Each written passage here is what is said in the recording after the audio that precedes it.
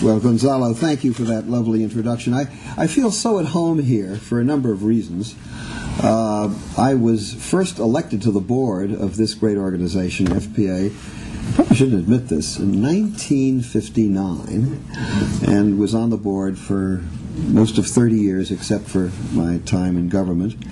I'm a very dear friend of your wonderful chairman, and have the privilege of being on the International Advisory Board of Santander, which you should know, if you don't already, is the largest bank in the Eurozone. Twice the market capital of Deutsche Bank, for example. So it's a great success story. I'm a little intimidated, however, because I see in the audience the distinguished Consul General of Italy, the distinguished head of the Italian Cultural Institute, John Bradamus, my Oxford classmate, Enzo Viscusi, and my wife,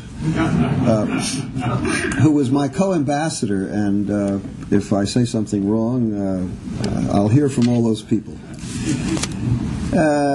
Italy is, we'll all agree on this, I believe, an exceptional country. Exceptional because of its natural beauty, exceptional because it is the home of, some people estimate, half of the world's great artistic and cultural patrimony. Its people have a zest for life and a creativity which is quite exceptional. And it's almost everyone's favorite place to visit. Having said that, it is also an exceptionally difficult country to govern. Giulio Andreotti, in his low moments, used to say to me, quoting Mussolini, I believe, "Non è soltanto impossibile governare l'Italia, è inutile." It's not only impossible to govern Italy, it's useless. Italy has just concluded its closest election in history, and one of its most bitter. And I'm afraid the prospect that now faces us in Italy only underlines the wisdom of this rather cynical comment about the difficulty of governing Italy. And I will try to do three things tonight. First, to describe the result of the election and what is likely to happen in the next days. Second, to give a little bit of history, because time is short, to the historical origins of this problem of governability. And third, to briefly ask what the new Italian situation means for the United States, for Europe, and for Italy itself. You had a struggle in this election between two coalitions with different visions of Italy's future, certainly different visions in foreign policy, but also to some extent different visions in terms of domestic economic and social policy. It was also, of course, a struggle between two personalities who were as different as you could imagine. You had Berlusconi, known as the Cavaliere, not a deep thinker, not an intellectual, but an incredible communicator and showman. Incredibly shrewd politically and in business terms. And just look at how he came from nothing to be the richest man in the country by far, and owned the three major private TV stations, and then become prime minister. And I should say that I was the first American ambassador to get to know this extraordinary personality. And I'll just, you'll indulge me, because I think this is revealing. I arrived in Italy as ambassador in March of 1977, and I was arranging my first official visit to Milan. And the Consul General of the United States there called me and said, "Ambassador, we have your whole trip organized, but there's one problem we have. There's someone we've never heard of named Berlusconi. He's calling us every day insisting that you come to his private television station outside Milan in a suburb in some housing development he's got going. We've never heard of him. We've never heard of this television station. We don't think anybody listens to it. And really, we think you shouldn't do it. But before we reject his request, we wanted to consult you. Well, fortunately, I said, look, and I'm probably going to say some things that I shouldn't say. My Italian friends will forgive it. But I said, at the time, I said, look, I think RAI, the Italian state network on TV, is so politicized and so boring that if someone wants to develop some private television, he should be encouraged. I'll do it. So I went to Milan 2, which was his housing development outside of Milan, and he interviewed me personally, and I was very impressed and told Danielle, this is an amazing man.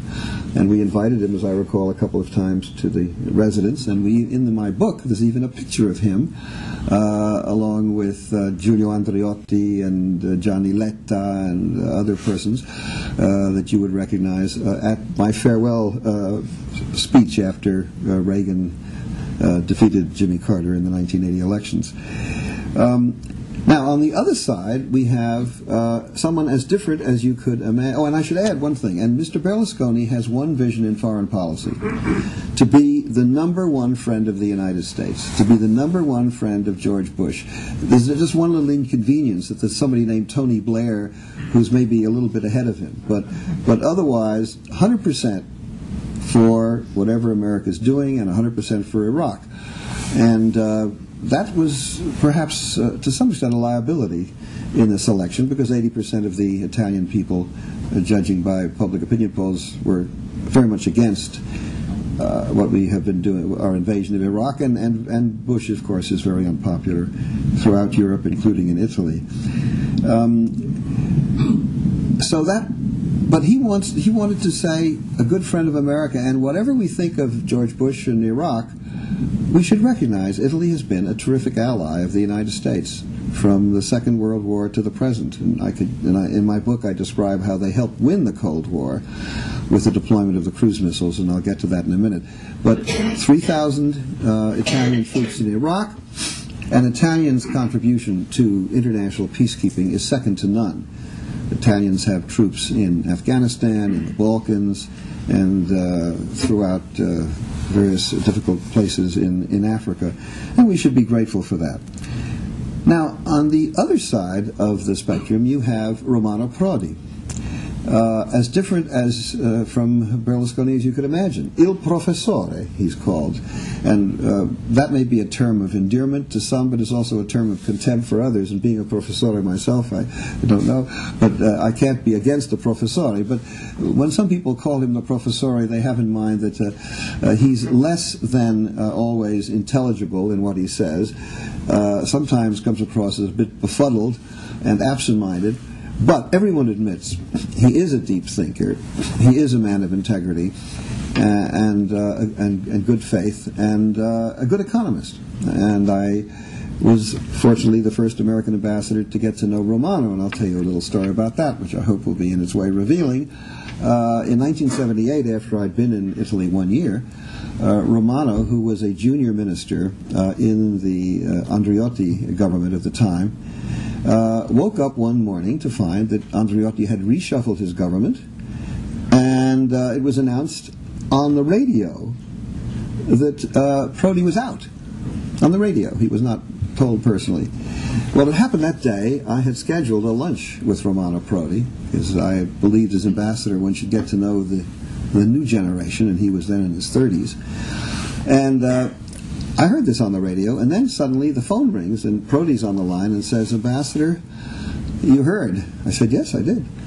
He said, "Well, you know, there's no point in my having lunch with you. I mean, I'm no longer anybody. You don't want to waste your time with me." And I said, "Romano, what are you talking about?" I said, "Yeah, of course we're going to have lunch. You're a friend." And then I said to him, "And I'll make a prediction. You'll be back in government, and one day you'll be prime minister." And he said, "No, no, no." I said, "Yes, you'll see." Well, in 1986, he became prime minister, and I called him, and I said, "Do you remember what I promised you?" And he had a wonderful answer. He said, "Yes, Richard, but it took a very long time." Well, I called him last week after his new victory by a wafer-thin margin, And I reminded him, and he says, yes, but it took a very long time to have a second chance. So Romano is a friend of America, and I think we should keep that in mind. I'm not sure all of the heads of his major coalition partners are, but Romano certainly is. And he has, however, perhaps a different concept of what friendship means. He said, and this was quoted in the New York Times, he said, a country like America can have two kinds of friends.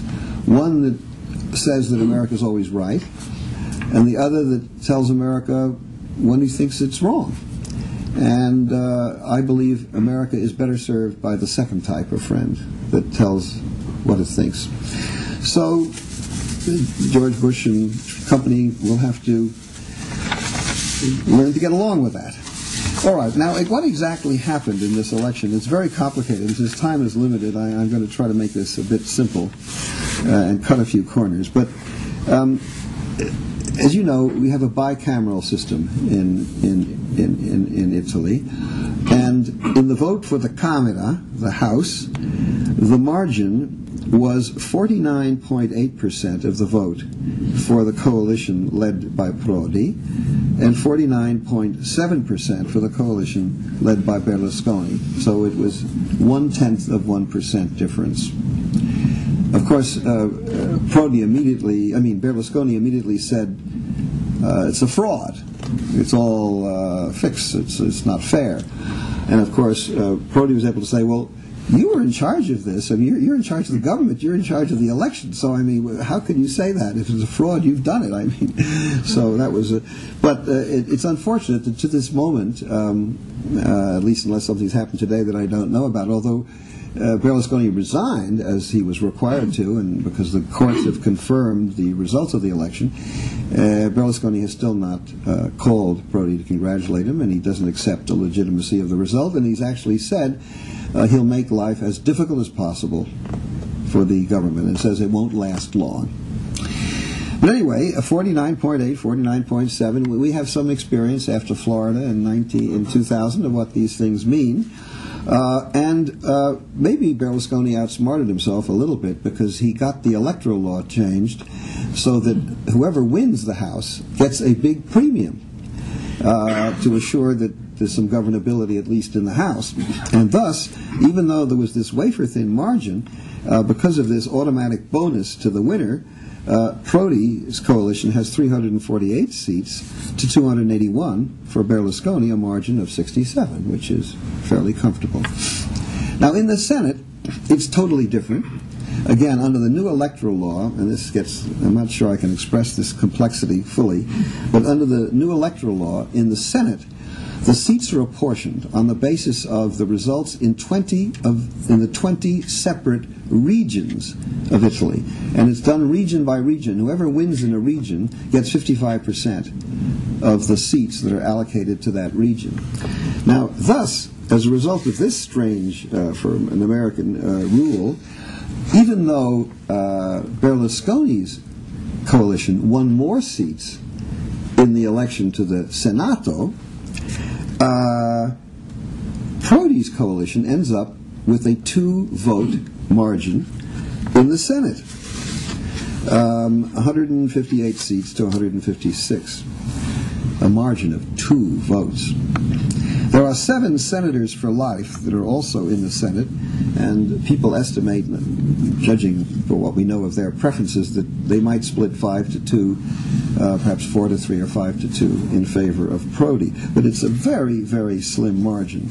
Now, making governability even more difficult is, as many of you know, the situation that these are not two homogeneous political parties. I compare always Italy to Spain, and I'm always very careful in the presence of friends from both countries not to indicate that I prefer one over the other, and I love them both. Spain has one great advantage over Italy. It has the problem of the regional nationalism, the Basques and Catalans, but there are 2 main national political parties, reasonably homogeneous. They alternate in power, and they're able to take decisions. Not so in Italy. The Berlusconi coalition had 4 political parties. which quarreled considerably among themselves. And one political party, which isn't even a party, it's a national movement, which is Berlusconi's own movement, the Forza Italia, which I guess you'd translate as "Go on, Italy, go Italy." And there's the party that evolved out of the former neo-fascist party, which is now the Alleanza Nazionale.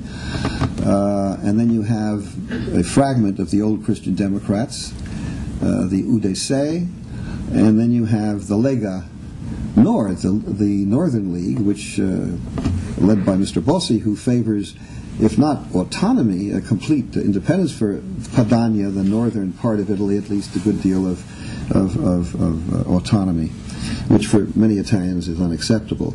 So they fight among themselves, but that's mild compared to what we're going to have now on the center left. The center left consists, yes, of 9 political parties. 9 political parties, count them. And the largest is a party of former communists, known as Democrats of the Left. Now, that will shock a lot of Americans. It won't shock me. I was the first ambassador to have dialogue with Italian communists, and I'll get to this story of how I was permitted to do so by Jimmy Carter. Very wisely gave me the authority to do this, so I know these people. And I think perhaps they have a certain fondness for me because at a certain time when it was not permitted for American ambassadors to talk to Italian communists, I did so and granted them visas to come to the United States and so on. And these are people who left the Communist Party when it split into Social Democrats, which these people are genuinely, and hardline, true-believing, still Marxist-Leninists who think that communism is wonderful, and that they are still in the parliament. That's the second, not the second largest, but a significant part of Prodi's coalition is the Rifondazione Comunista, led by Mr. Bertinotti, and they received something over 6% of the votes for the House and over 7% for the votes in the Senate. So they have quite a few senators and members of the House. And given the narrow margin in the Senate, 2 or 3 votes, they have a veto. They can hold hostage whatever reform program Mr. Prodi wants to put forward. Then you have something called the Margherita, which I guess you'd translate daisy chain, which probably sounds like a strange name for a political party to an American, and that consists of a group of former, I don't know, a cluster of former radicals and liberals and socialists, led by Mr. Rutelli, former mayor of Rome. They're fairly, on the whole, a very moderate group, and they combined with the former communists, the Democrats of the left, have something called the Olivo, and they really are the dominant element in this coalition. But there's this Bertinotti hardline group, and Mr. Bertinotti insisted on becoming President of the House, which is a very important position. It's more than formal. It has power to influence the agenda in significant ways. So that gives him a very prominent position, which is disturbing to some people. Then you have a coalition of Greens, the environmental group, and then you have a group called the Rosa nel Pugno. I'm not sure how you would translate the rose in the fist or something like that, which consists of some very eminent people who are former radicals and socialists. And then there's the Südtirol Volkspartei, which is the small group from the Alto Adige of German-speaking Italians. And then you have the fragment of the old Christian Democrats called Popolari or UDEUR. And yes, the Italy of Values, which is led by a very famous in Italy judge named Di Pietro, who was the one who launched the Clean Hands investigations in Milan from 1990 to 1992.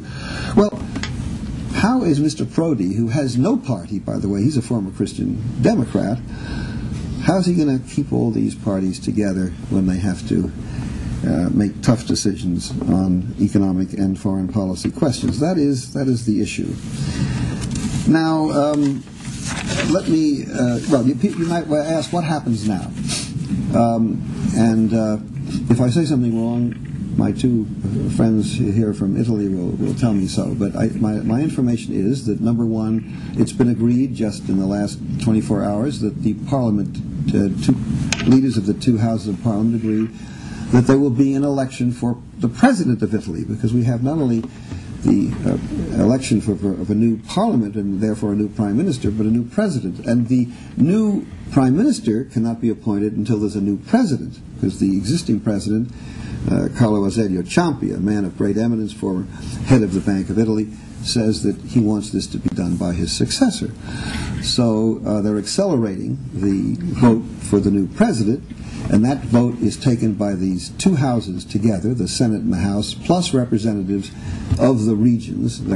Together these are called the Grand Electors. They amount to 1,010. And so someone has to get in the first votes, you have to get a two-thirds majority of that number. But if you don't get an outcome in the first three votes, it goes to a simple majority. 504, 506, whatever, of the 1,010. Now, who's going to be the next president of Italy? Well, Mr. Berlusconi said a few days ago, well, the election was so close, the country's divided in two. These terrible communists, because he calls them communists, the Prodi people are communists, they control the parliament and the government. I should control the presidency.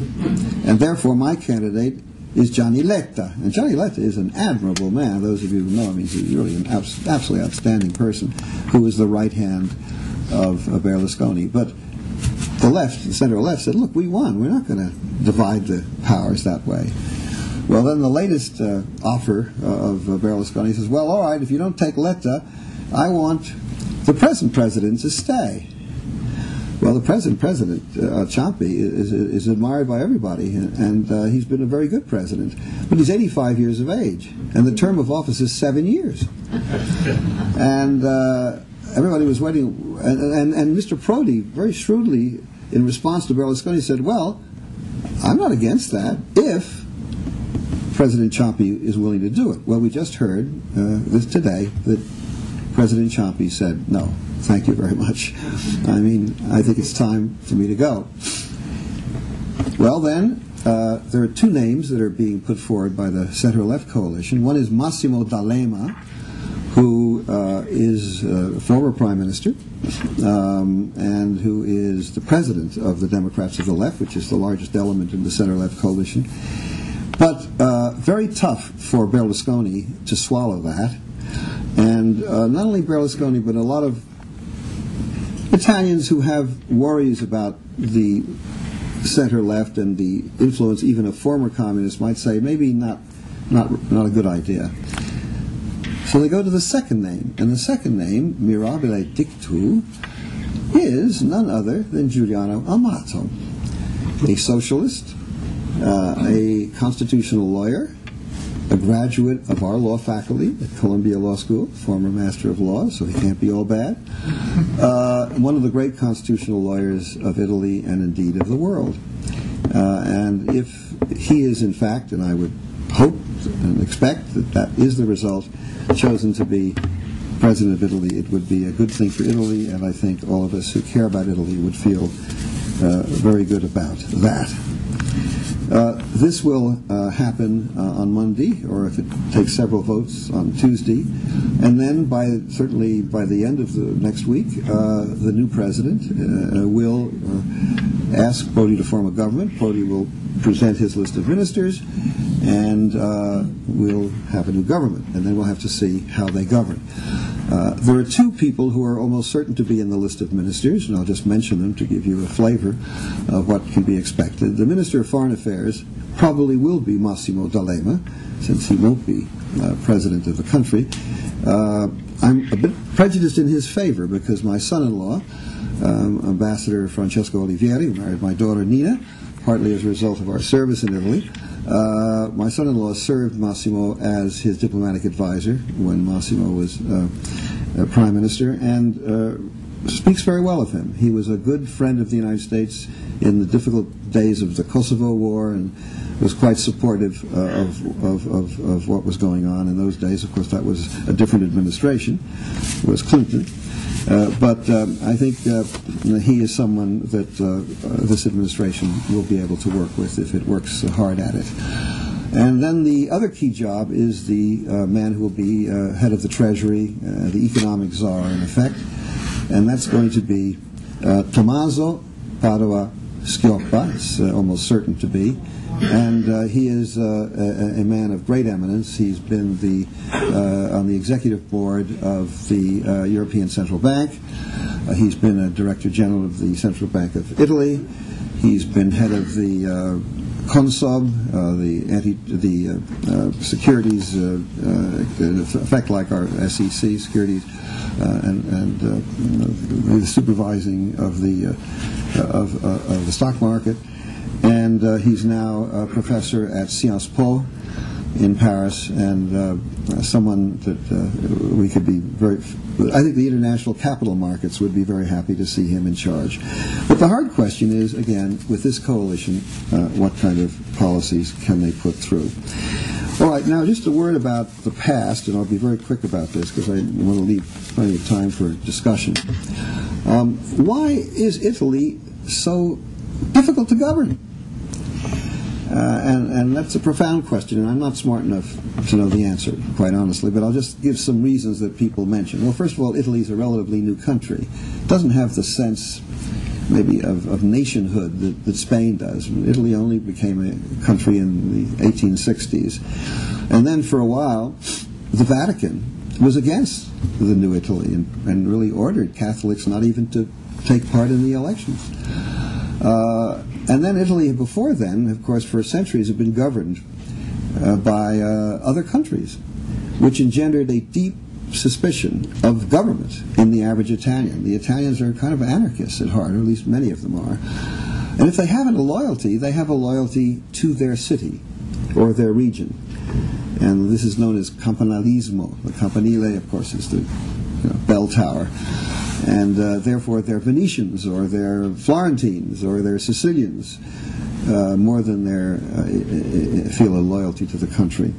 And then Italy has been, as you know, deeply divided ideologically between right and left. Marxism-Leninism had a strong hold there, particularly after the collapse of fascism and Mussolini's government.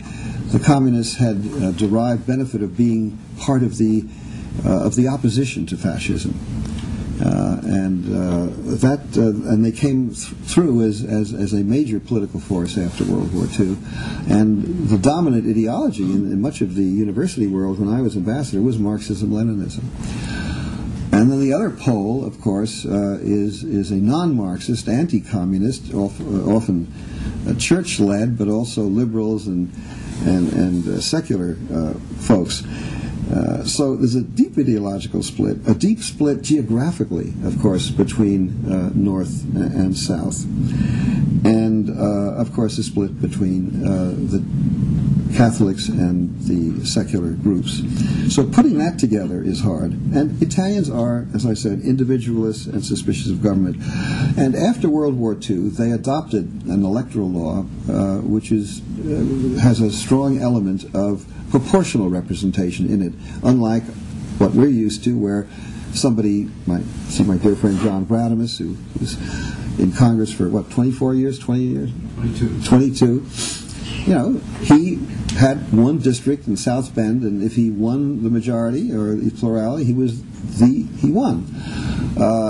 It's never been that way in Italy, and now they've even made things, it's always been proportional representation in some degree, and now they've gone back to 75% of the seats elected through a proportional system, which means that you have an area and you allocate the seats in proportion to the number of votes, which gives small parties a chance to be represented in a way that is not possible in the Anglo-American system. And that just aggravates, in my view, the problem of governability.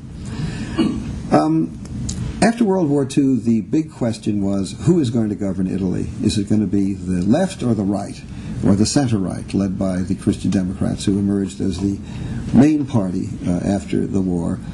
Communists were the second largest, the socialists were a poor third. And since most Italians were afraid of Italy being governed by the Communist Party. For 30 years, between World War II and the time I arrived in Italy as ambassador, Italy was governed by the Christian Democrats in shifting alliances with the socialists and small parties, the Republicans, liberals, social democrats. So the same people were in office.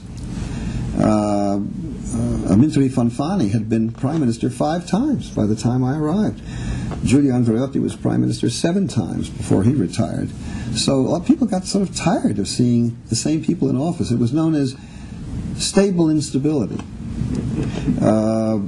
Because the same people were in charge. It just moved around and the average government lasted a year. I saw 5 governments in the 4 years during which I was ambassador.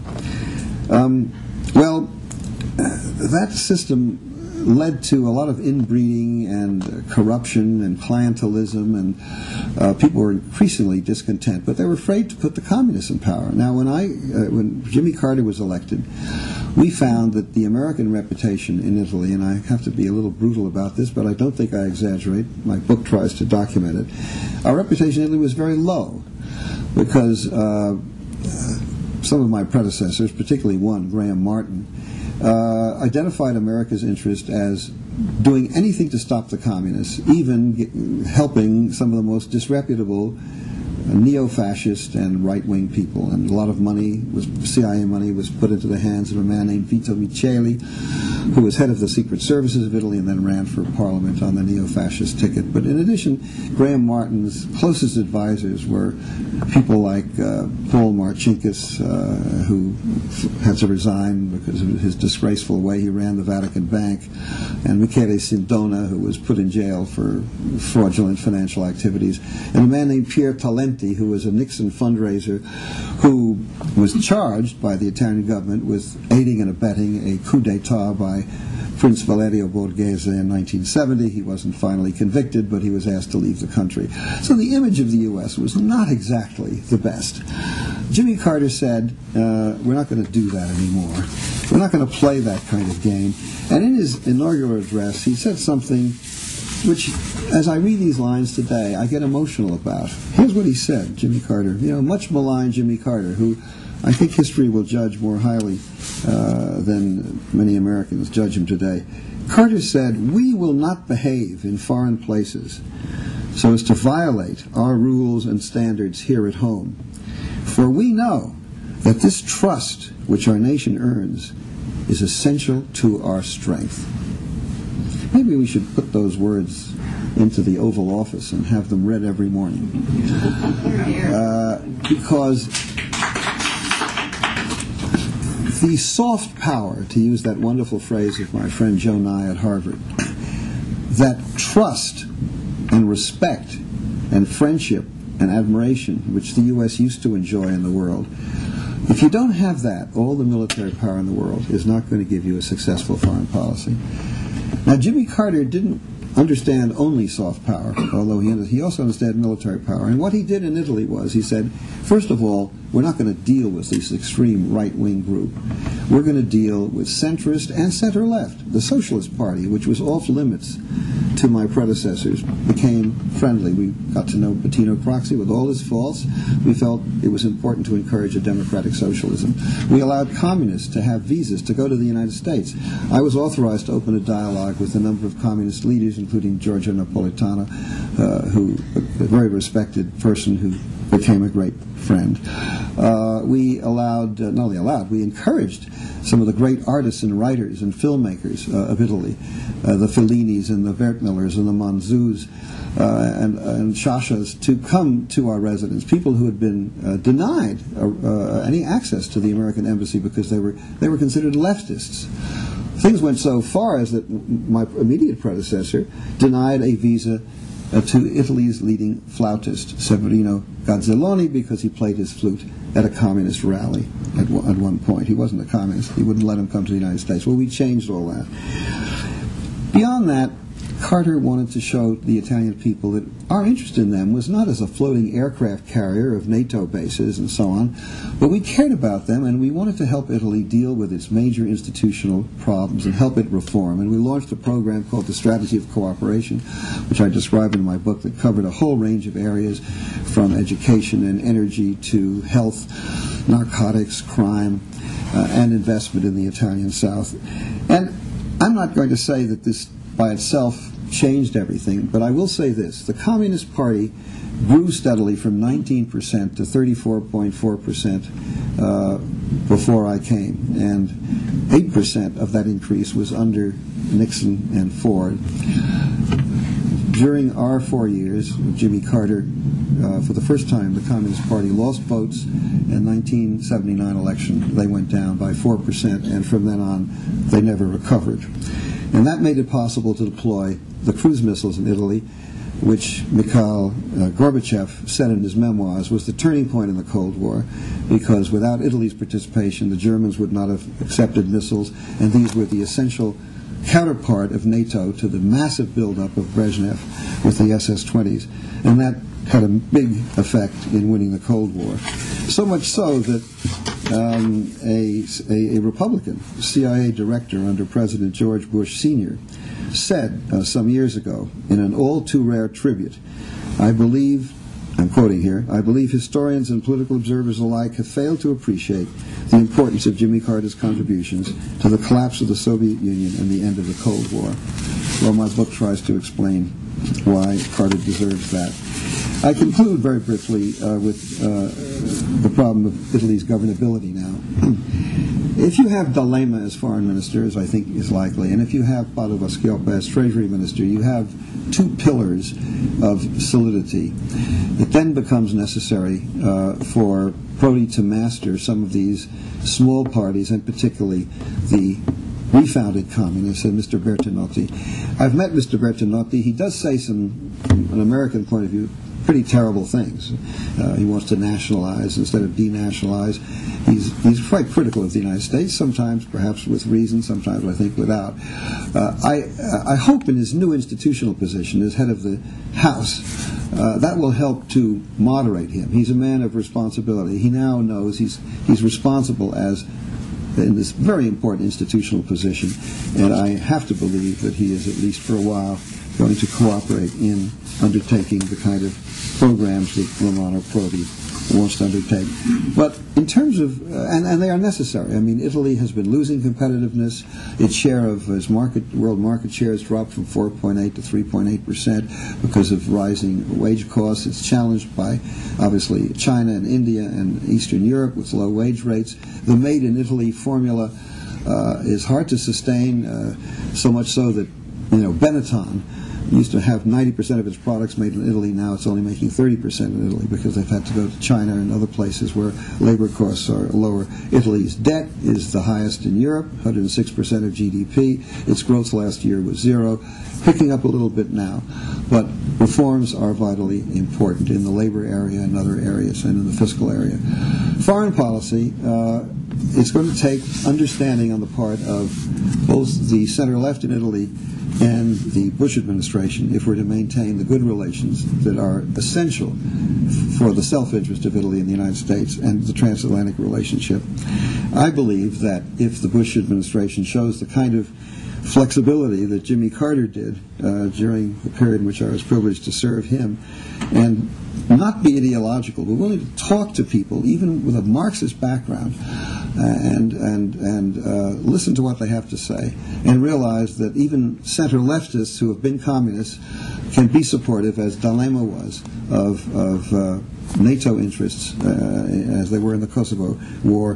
That if we handle this with intelligence, this relationship can be saved. At the same time, the center-left in Italy will have to recognize that even though they prefer, and they've made it very clear, the other America, and when they talk about the other America, they mean the America of Roosevelt and Truman and Kennedy and Carter and Clinton. They turned out in great force in Boston for the Democratic Convention, these leaders of what is now going to be the center-left coalition. They're going to have to recognize that the America they're going to deal with for the next 2.5 years is George Bush. And whatever their preferences might be, it's in their interest to work with us. If that can be brought forward and made possible, we will have the kind of Italian-American relationship which is in the interest of the two countries and really a fundamental interest for the relation of the West. Thank you very much.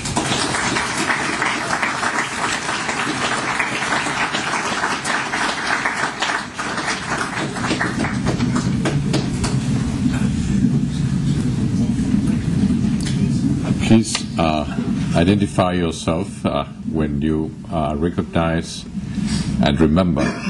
Questions ought to end up in an up note with a question mark and not be very long statements. The floor is yours.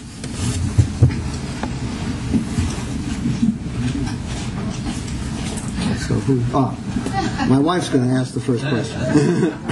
I was afraid of that. Okay. What are Prodi's plans for troop withdrawal in Iraq? Is he going to pull a Zapatero? Did you all hear the question? What are Prodi's plans for withdrawing the 3,000 Italian troops from Iraq? Will he pull a Zapatero? The reference is to the Prime Minister of Spain, who was elected 2 years ago, and very brusquely he pulled the troops out. Yes, the troops are coming out. I think the Italian troops are coming out. Well, now, that's the question. Berlusconi himself said that by the end of the year they would be out. And I think you can certainly figure that they're coming out by the end of the year. I'm hoping that Prodi will do this with a certain finesse and diplomacy, and just do a drawdown, a gradual drawdown. He's also made it clear, if you read his party platform, and this was accepted by his coalition partners, that even though they're going to take their troops out of Iraq, and that is a commitment they made, they're going to be very supportive of the NATO effort in Afghanistan, to which they do not object, because it was done by NATO, and they have no doubt that supporting Karzai and the effort to build democracy in Afghanistan is a worthy matter in the interest of the West. So they will be helpful there. They've also made it clear that they will help the Iraqi government, not with troops, but through democracy building and financial assistance. And they'll continue Italy's magnificent leadership in international peacekeeping. So I think that Americans should see that as a perfectly reasonable thing with which we can live. Sir. Name's Joel Rogers. I was wondering if there's any chance that with Bush and some of his more extreme advisors sort of in retreat, whether Condoleezza Rice might at least be reasonably acceptable and have a little better, more possibilities for reasonable foreign relations with Italy. Well, I think Condoleezza Rice has brought a degree of moderation in the second term compared to what we saw in the first term. How far this is rhetoric and how far it is translated into practice one can argue about, but Condoleezza Rice has made, I think, a heroic effort right after she was chosen to go to Europe and be reassuring and listen. So that's positive.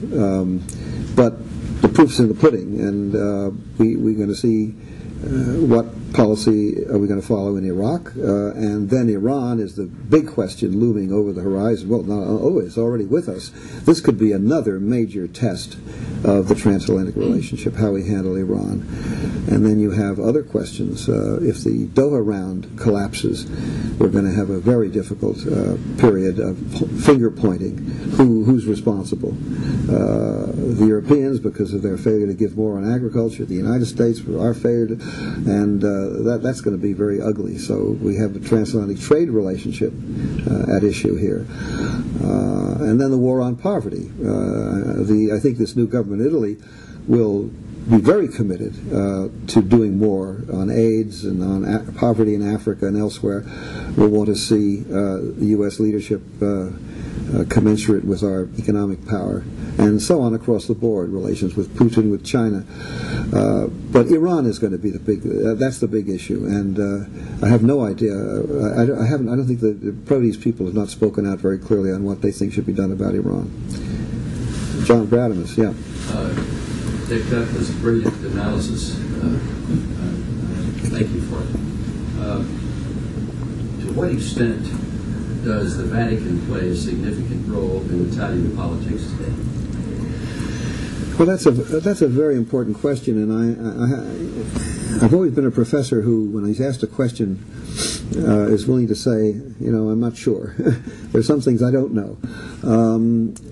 Certainly, the Polish Pope devoted his main attention to things outside of Italy. And you can give him, as well as Ronald Reagan and Jimmy Carter, I think, credit for the overthrow of communism in Eastern Europe. But he didn't have that much to say about internal matters in Italy. What will this Pope do?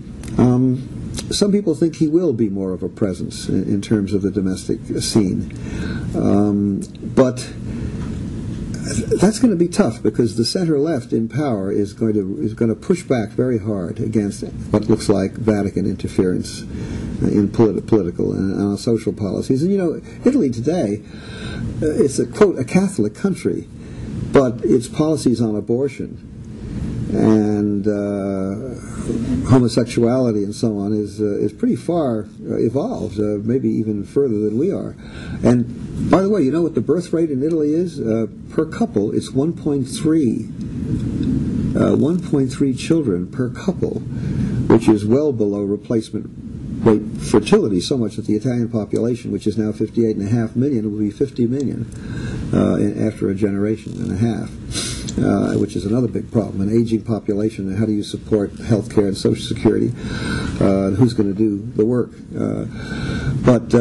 So an attempt by the Pope to push his agenda, particularly the agenda which needs to be fairly conservative of this Pope, will exacerbate internal tensions in Italy. So I think he's going to be very cautious about it. But I just don't know. It's an interesting point, interesting question.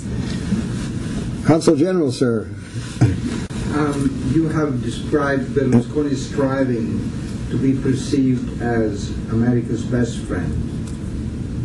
To what extent do you think he succeeded? Did he manage to enhance Italy's status in the eyes of the American public opinion? He certainly enhanced Italy's stature in the eyes of Republicans. And not so much in the eyes of Democrats. I'm giving you. That's because it became a very partisan thing. He was just uncritical and fully supportive of Iraq and everything that Bush was trying to do. He made Italy a very much more visible to Americans. There's no question about that. And he showed great flair and panache in bringing people to Italy for summit meetings, and on television bringing Putin over to see Bush, and giving the sense that Italy was playing a role in bringing people together. How much of that was show and how much was substance can be argued. But he did give Italy a role on the world stage. Yes, we can't deny that. And if you read the Financial Times and The Economist, it was not a role that at least the British respected very much, but it was a role. Prodi will have a hard act to follow in this regard. I should, by the way, there was a certain amount of success for Berlusconi in all this, because he got an invitation from Bush to come to Washington on the eve of the election campaign and be honored by addressing both houses of Congress, having a press conference with President Bush, in which Bush very openly endorsed Berlusconi's re-election. Said, I want him to be re-elected. Which seems, I think, if I'd been the ambassador, I would have said to the President, don't do that. We should not be doing that. in an election in a friendly allied country where both parties are in good faith, democratically oriented. I took a position against communists coming to power at the time I was in Italy because they were so obviously still, at least many of the Italian communists when I was there, were openly pro-Soviet and anti-American. So we thought it was not a good idea to have the Communist Party in power. But this group, these are social democrats and a miscellany of others who are leading. There is the problem of Mr. Bertinotti of the Rifondazione, but I don't see him as the kind of threat that the Italian Communist Party was at the time I was in Italy. In any case, it seemed counterproductive for the American president to have intervened in that way, and it didn't help Berlusconi. I think it might have actually been a negative. Yes, it was my professor friend here, and then the lady. Yeah. Sarwar Kashmiri. Yes. I have two questions. One is, you hear a lot about the issues in integrating Muslims in European society. Yes. And I wonder if you can address that's also a factor in Italy. And secondly, can you conceive of any circumstance that will force Italy to drop out of the Eurozone? Two, again, wonderful questions. There were 2.4 million immigrants in Italy. 400,000 illegals, by the way. And of the 2.4 million, a third are Muslim. This is a very small percentage compared to what the French face. But it's a source of great concern to the Italians, to the government because of the dangers of terrorism, and to the average Italian, I think, is not that happy with the presence of as many Islamics. We in the United States are much more comfortable with immigration. We're a country built on immigration. Italy has been historically a country of emigration. It was considered overpopulated and poor, and therefore it was comfortable with people leaving. It's much less comfortable with people coming. And there's a certain amount of hostility to foreigners, but particularly to Islamics. So that's an uncomfortable relationship, but and there'll be a battle. Immigration will be an issue in Italy as well as it is so much in our country right now. I think the center left will be somewhat more open to legal immigration than and asylum seekers than the Berlusconi government. But I'm not sure. On that, they may not be supported that much by the average Italian. The second question was on the euro. Again, I'm glad you asked that because it enables me to make a point that I didn't have time to make. Italy could compensate during the time I was ambassador and before and since for its inability to be competitive. Its high labor costs out of line with the rest of Europe, its huge fiscal debt and all that. It could compensate by repeated devaluations of the lira. They made a decision at the end of the last decade, as you know, which makes that impossible now. They took the courageous decision, it was Prodi who did it, when he was Prime Minister, to join the Eurozone. And the reason behind it was very clear, because until Italy did that, it would have to pay much higher interest on its debt and wouldn't be regarded as a safe place to invest and, wouldn't have credibility. And also, the Italians want to be part of Europe. After all, the Treaty of Rome was launched in Italy, and they're very proud of that. So, most Italians, I believe, still think it was right to go into the euro. And for Italy now to say, it's just too hard for us to maintain competitiveness. We can't control our labor movement. We can't make our labor market more flexible, hold down costs, increase R&D. We just can't do it. So we're going to have to devalue and we'll leave the euro. This would be a catastrophic decision. It will never be made with Prodi's approval, because after all, he was president of the European Commission. He said, unlike Berlusconi, who was Eurosceptic and had ministers calling for leaving the euro, Prodi and his people will not do that. So I think Italy will stay in the euro, but it does imply that they're going to have a much more rigorous economic policy than they've had so far. to become competitive.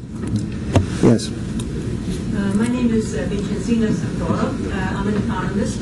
Yes. And I used to be head of economic research for a major American bank in Italy for a while.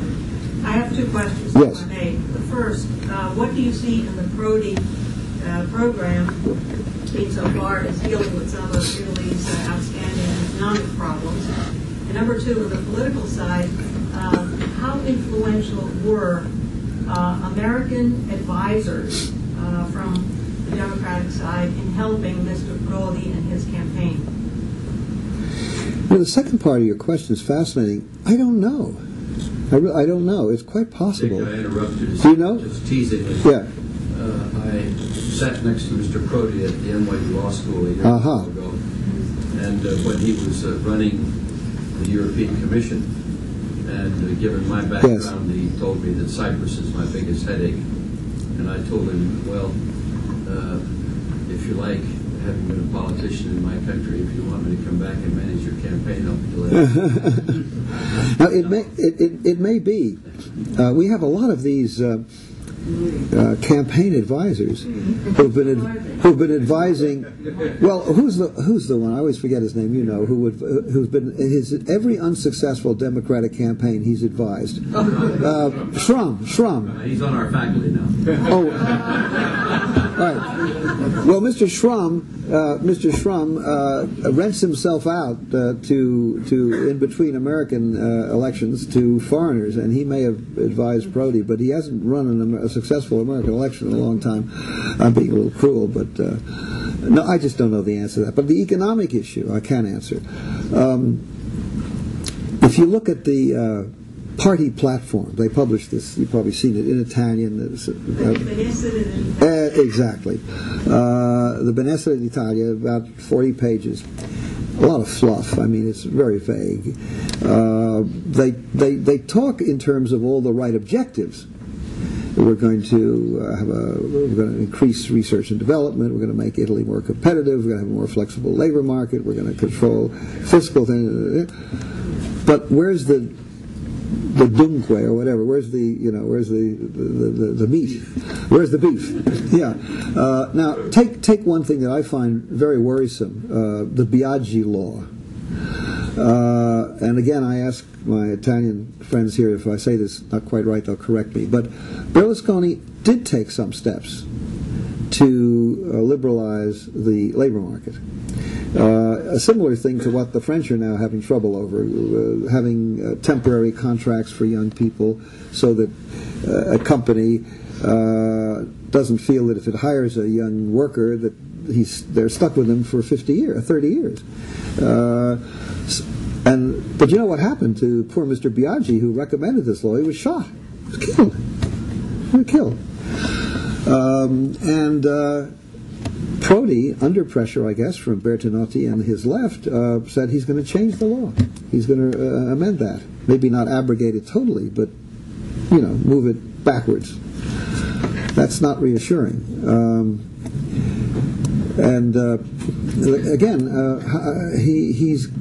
How's he going to deal with the problem of the fiscal deficit, which will be over 4%? 3%, as we all know, is the limit permitted in the Eurozone. Not always respected by the French and Germans, but the Italians are over 4% and rising, and the largest debt in Europe. So how's he going to deal with that? What's he going to cut? He says he wants to do a lot more with infrastructure, not to build the famous bridge over the Messina, connecting Sicily with. Some people think connecting Sicily by a bridge to Italy is a bad idea on its merits. But anyway, he won't do that. Berlusconi promised it, but he wants to do other infrastructure. He wants to do more to improve universities and so on. Where's the money coming from? He has to find an answer to that question.